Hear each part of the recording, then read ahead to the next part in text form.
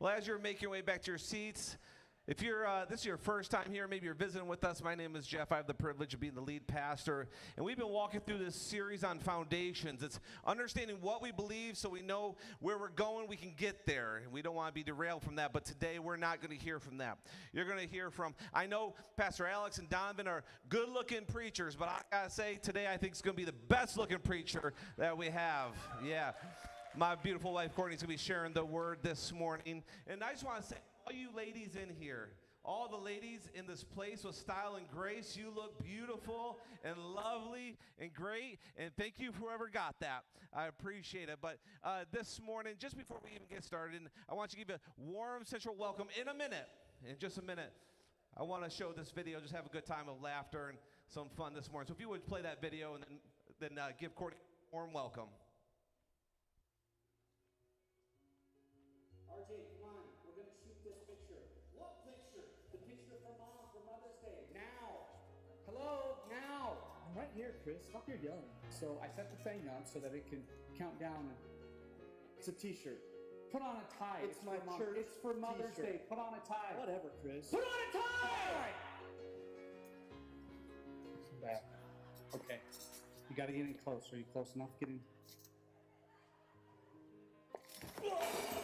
RJ, you need to come closer. You're not in the frame. You're not in the frame. No, I mean, RJ, you need to come closer so we can take this picture. Chris, why do you want me to be so close to you? I don't want you to be close to me. It's a picture for Mom. For Happy Mother's Day, Mom. Your son wants me to give him a big hug. Okay, I'm setting it for 3 seconds now.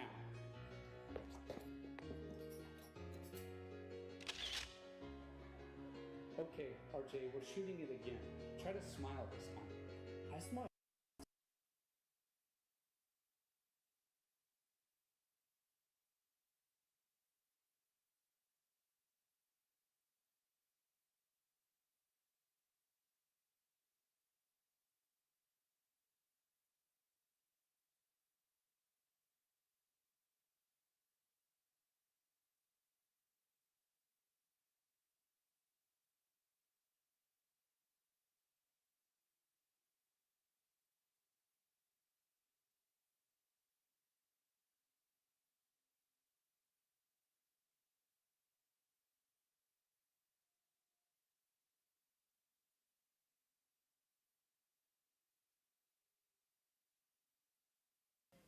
I love, thank you. Another scent that reminds me of my mom is sunblock. And it used to be tanning lotion, but since I've gotten into my 40s and I'm trying to really watch my face and my wrinkles and age spots and all of that, I have now started using sunblock. So when I start smelling sunblock, I know that I'm either at the beach, which is my happy place, or I've been at the beach, or I'm somewhere tropical, and that can't be, I just love it. I'm a tropical person. The smell of rain in the air, I don't really know how to describe it, but I like it. And after a long winter, where you get that fake spring. You guys know what I'm talking about. It's that fake spring where it's not quite, winter's not over yet, but all of a sudden you get that spring smell in the air, and it just gives you this little bit of encouragement. One of my favorite seasons is fall. I love fall. I'll admit it. I am that pumpkin spice girl. It just honestly smells like pumpkin spice. Probably threw up in my house. But I love it. It makes me feel cozy, and I like that feeling of lighting the candles and curling up with a blanket and a book. It's the best part of having for it to get dark at 5 o'clock. I just need a candle, and it smells good. And I don't usually drink coffee very often, but in the fall, sometimes I'll like to waste Jeff's money and get a big pumpkin spice latte that I only probably take 2 sips out of because I really don't like it. I just like the smell of it. And one of the things that takes me back to my childhood is real Christmas trees. I haven't had a real Christmas tree in over 20 years because I married a Grinch and he did not want a real Christmas. You're welcome. Is this what this is like?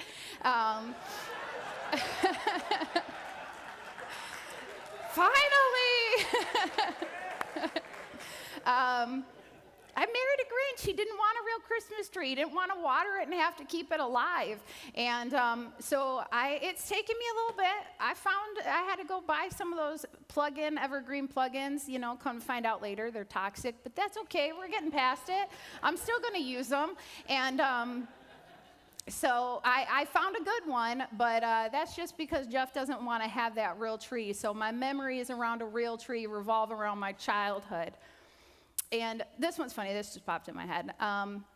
One of the first times the kids and I commuted over here, Jeff was not with us, and we were driving from Genesee County to Muskegon, and for any of you that have made the trek, you know that there is a lot of farmland in between Genesee County and Muskegon County. And so I am I'm that woman that loves to have her windows down. It's surprising that I am okay with my hair getting messed up by the wind, but you know what? I am okay with it. And so I like the windows down. So I had my windows down, my moonroof open, and as a mom of teenagers, and any of you that have had teenagers, or preview for those who are going to have teenager boys, they don't talk to you while you drive. They had their headphones in, and they were just like totally ignoring me. And I am that passenger princess. Like, I don't want to drive. I have no desire. I want Jeff to drive me, so then that way, especially on trips that are anything longer than about an hour, because I'm not the one you want to try to keep you awake. I'm not going to stay awake. I'm going to get my pillow and my blankie, and I'm going to curl right up in that front seat, and I'm going to go to sleep on you. And so this time, unfortunately, Ashlyn was my passenger princess, and she was ignoring me like the rest of them. And so I turned up the radio, and I've got the windows down, and all of a sudden, we're somewhere in Ionia, and we're somewhere there, and we're passing the farm fields, and my boys start yelling, "Mom, what is that smell? It's so awful." And I just start laughing because the windows are down. I'm not rolling them up. And, and I'm like, "Guys, that's what cows smell like." And they're like, "This is awful." And not that we didn't have farmland where we were from, but it was mostly corn. It wasn't a cow. And so they start trying to roll their windows up. And I just clicked that. I was that mom. It was funny. And so eventually I did roll them up, and then they had to turn the air conditioning on because it was hot. And I'm like, "You guys, it doesn't matter. It's coming in through the vents." So that was just a fun smell for them. It made me laugh. They couldn't get around it. And since they really matter, they bring back so many memories. And I'll give you my last memory before I go into this. My grandma, she passed away when I was 18 years old. And she was my absolute favorite, one of my favorite people. But out of all my grandparents, she was my favorite. She was just beautiful, so well put together, always had dress slacks on, heels on. Her hair was bright red, and it was perfectly set in this bouffant setting. And she just was beautiful, and she always had this red lipstick on. And I would look at her as a child, and I would think, someday I hope I'm as well put together as she is. And someday I hope that I'm as beautiful as she is. And one of the things that I remember most about her was she wore Giorgio perfume. And this one isn't Giorgio, it's Primo. So it says if you like Giorgio, you'll love Primo. And it actually does. It smells just like it. So sometimes when she couldn't get the Giorgio, she got the Primo. And as a little girl, when she would hug me, I would just breathe her scent in. I just loved it. And one day, I was at the grocery store, and I'm an adult, and I'm pushing my cart around, and I'm going through the grocery store, and all of a sudden I get this whiff right past my face of this Giorgio perfume. And I thought, I know that scent. And all these memories and me missing my grandma came like flooding back. And so I start trucking. I'm like grabbing stuff, trucking through the grocery store, and I'm following to find this lady that I wanted to find her because I just wanted to be near her. She probably thought I was crazy, but I didn't care. I tried so hard. I wanted to be near her. And so I'm trucking through the grocery store. I find her, and I probably followed her for 3 aisles maybe until she started looking at me funny. But I just kept breathing in her scent, and I kept like thinking to myself, oh, how I just longed to be near her and how much I missed my grandma. But I was just longing for the fragrance that she was emitting. And I really can't help but look back now and compare it. I can't help but compare it to the spiritual realm. That scents are invisible, yet they're just undeniable. And our lives, they emit this fragrance, and it's a scent that rises to God, and it impacts the world around us. So this morning, I've entitled this message, Waiting to Exhale. We are the very breath, the exhale of God. Understand that you and I, living our lives, is a direct reflection of God's breath. But before I get into that any deeper, I want to dive into the concept of being the fragrance of Christ. Understanding how our worship ascends to God and how He in turn breathes back onto our lives in creating a legacy that influences generations. Scents are powerful. They linger, they shape memory, and they set atmospheres. Have you ever asked yourself what kind of scent, what kind of aroma arises from your life? What fragrance do people smell when they walk into your home? And I'm not talking about that cheap evergreen plug-in. I'm talking like what scent in the spiritual sense do people recognize when they come into your home? Is your fragrance one that draws people near? Or is it one that smells rancid? One that contaminates the atmosphere? One that makes people want to avoid you? And as a mom of teenage boys, we already clarified that they can be stinky. They stink. And before, not necessarily now anymore, but before, I used to say to my boys, take a shower today? Yeah, Mom. Did you put your deodorant on? Yeah, Mom. Did you brush your teeth? Yep, sure did. And I'd say to them, boy, if you didn't, in a little bit, I'm going to be able to tell. So I hope you're not lying to me. I hope you're telling me the truth, that you really did what you said you were going to do. And then a little while would go by, and I would get that whiff of them, and I'd know they didn't do anything that they said they did. And I'd look at them, and I'd say, bro, you want to be the stinky kid? Because I promise you, you don't want to be the stinky kid. No one's going to want to be around you if you stink. And that made me think too, so why do we insist on being the stinky kid to other people? Why, especially in the church, if it's someone we don't care for or it's a newcomer, why is it okay that we can be stinky towards them? And sometimes, in my personal opinion, I think that we treat the church like it's a country club. And it's not. This isn't my church. It's not your church. It's His church. And we're called to be good stewards of His church. And to be good stewards, that's not just financial. It includes the way that we treat people. That's right. The world is full of spiritual pollution, full of fear, hate, and division. And as believers, we are commissioned to transform the air, not just survive in it. And this fragrance, it's not about us. It's about who He is. And so we don't have to be perfect, but we do have to walk in the Spirit. When we carry His fragrance, then we live like Him. We live sacrificial.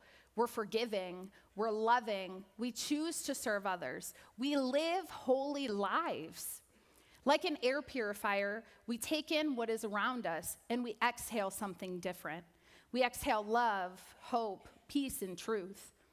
And when we walk in love and obedience, we exhale His fragrance into a broken world. Have you ever considered what your aroma that arises to the Lord in your worship? And by worship, I'm not just talking the worship music. It isn't me just getting goosebumps when Adria sings my favorite worship song. And by the way, there were a couple in there that you sang today that I loved. And that's not just my worship. God desires relationship with His people. He wants relation with us. He doesn't want mechanical religion. Worship is not about performance. It's about intimacy and our authenticity. My worship is my lifestyle. My worship is my obedience, my sacrifice. Our genuine worship is not ignored by God. He inhales our genuine worship.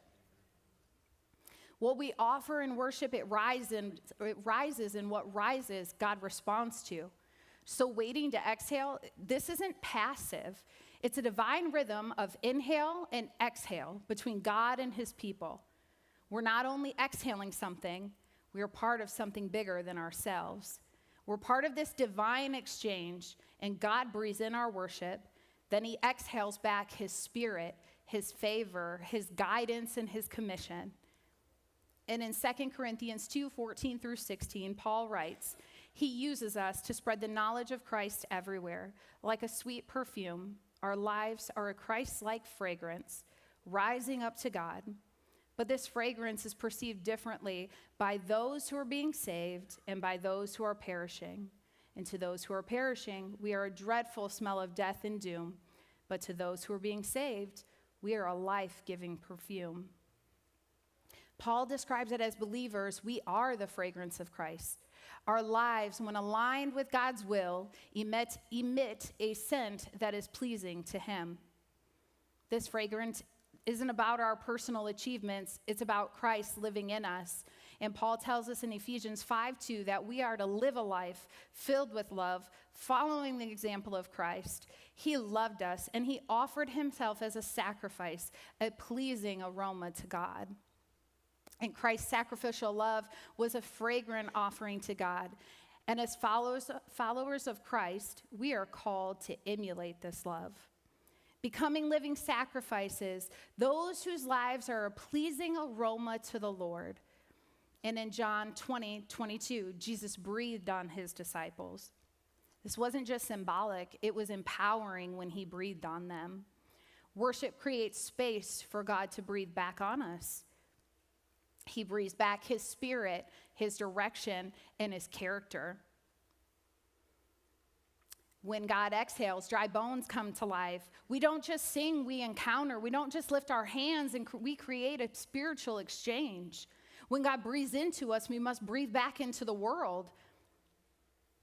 Our role isn't to control the response from the world, but it's to be faithful to release the fragrance of the Lord. It's by our actions, by our attitudes. And if we're in a constant state of complaining and negativity, then those around us will either want to distance themselves from us or they'll become negative just like us. My fragrance, it can be positive or it can be negative. And our fragrance matters. Our actions matter. Our attitudes, they matter.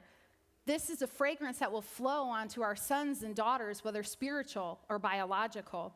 Whether young or older, we're called to live in such a way that we lead others to Christ. We are the fragrance of Christ, and our fragrance matters. And part of our vision statement here at Central is that we will be a church of legacy. We will leave a legacy. The aroma we release becomes our legacy. The legacy that we leave, it's going to be based on the fragrance that we emit. So what type of fragrance do we want to leave for this next generation? What are we leaving them to follow? What are we flowing out into our sons and our daughters of this house? Our fragrance, whether it's good or bad, it will linger into the next generation. Our sons and our daughters, whether they're spiritual or biological, they breathe in what we exhale. Are they breathing in our faith or our fear? Are they breathing in our worship or our bitterness? What are you exhaling? What would your family and friends say that they breathe in from you? Just like if I were to spray this room with this perfume or with an air freshener and I were to leave it, the scent is still going to linger after I'm gone. So what's left lingering after you've left a room? Is it compassion or division? Do people feel safe? Or do they feel split? Is it love or is it judgment? Do people sense your grace or do they brace for your criticism that's coming their way? Is it peace or is it pressure? Do you calm the storm or do you stir it up? Because as people filled with the Spirit of God, we are called to leave behind the aroma of Christ. Not the stench of pride and fear and not the smoke of conflict, but the sweet fragrance of grace and truth. And in 1 Timothy 1:5, Paul wrote, "The purpose of my instruction is that all believers would be filled with love that comes from a pure heart, a clear conscience, and a genuine faith." And Paul's saying practical, good behavior rooted in love. That love must come from internal, spirit-worked changes that have produced a pure heart rather than one filled with sinful desires. A good conscience rather than one laden with guilt, and a sincere faith rather than pretense and hypocrisy. And for our young people in the house, respect isn't just given, it's earned. Respect is earned by your character, and that comes from the fragrance that you emit. But to our parents of the house, give them something to respect. Teach them, mentor them. All they have as an example is you. So be a good example to them. Young or older, live in such a way that others will want to follow your example and be led to Christ. Our lives, they carry a scent. And I think sometimes we feel like our life's on pause. We're waiting for the next big move. We're waiting for that revival. We're waiting to be used. But what we really need to be waiting for is God's next breath. Because God is preparing us for a moment where he's going to breathe out what he's placed on us. Waiting to exhale becomes a call to readiness. Be filled, be available, be surrendered, be bold, living without fear, trusting that God will use your life to change atmospheres. Please don't waste the waiting. Use it to soak in his presence so that what you exhale is holy, it's healing, it's life-giving, it's legacy building. You are the aroma to God and to the world, and our lives carry a scent. Not just our words, but our spirit, our posture, our reactions. To God, we are the aroma of Christ, a living testimony. And to the world around us, our presence, it preaches before we even speak. So let's be a people that when God breathes in your life, let what comes out be filled with worship, with mercy, humility, truth, grace, purpose, and peace. Because the world is watching, and they can tell a difference. And I want to end with this quote. The beauty of fragrance is that it speaks to your heart and hopefully to someone else's. Elizabeth Taylor. And so today, before I close and we go, I just want to pause for a moment. I want to honor and celebrate every woman in this place.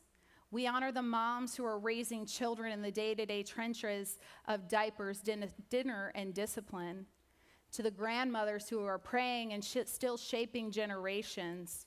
To the spiritual mothers, mentors, teachers, and leaders who've poured into our lives, not of their womb, but of their calling. To the women who've longed for children but never held one of their own, and they still nurtured others with a fierce love. To the women who've lost children or mothers for whom this day carries a sacred ache. The sisters, aunts, and friends who offer wisdom, laughter, and comfort. They're quiet anchors in the lives of those around them. To every woman here, you reflect the heart of God in a powerful and a unique way. You carry a fragrance of strength, of sacrifice, of compassion, and it touches homes, churches, and communities. And whether you're a mother by biology, by adoption, or by influence, or by faith, you are a gift, and today we honor you.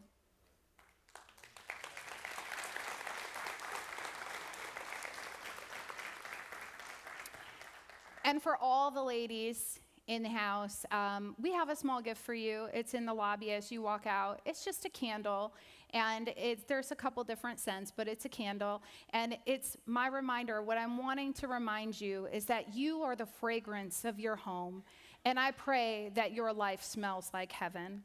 Let me pray for you before you leave.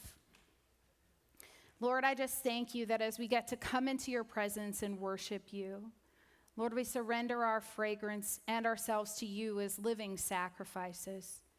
Lord, if there is anything polluting our fragrance, whether it's bitterness, pride, or fear, I pray that you remove it. Change our fragrance as we worship you. And I pray that as others smell our fragrance, that it will bring a peace to chaos, love to hate, and transformation to generations. Lord, breathe on us. Have your way, King Jesus. Let us represent you well. In Jesus' name, amen. So I just want to thank you. I just want to thank you for attending Mother's Day here with us. You are actually getting out way early. You're welcome. It might not be that way next week, but I just want to thank you. I hope that you all have a beautiful rest of your day and that you enjoy the day. Would you guys play some music as they go out? And I hope that you have a happy Mother's Day. Enjoy the sunshine. Thanks for attending with us.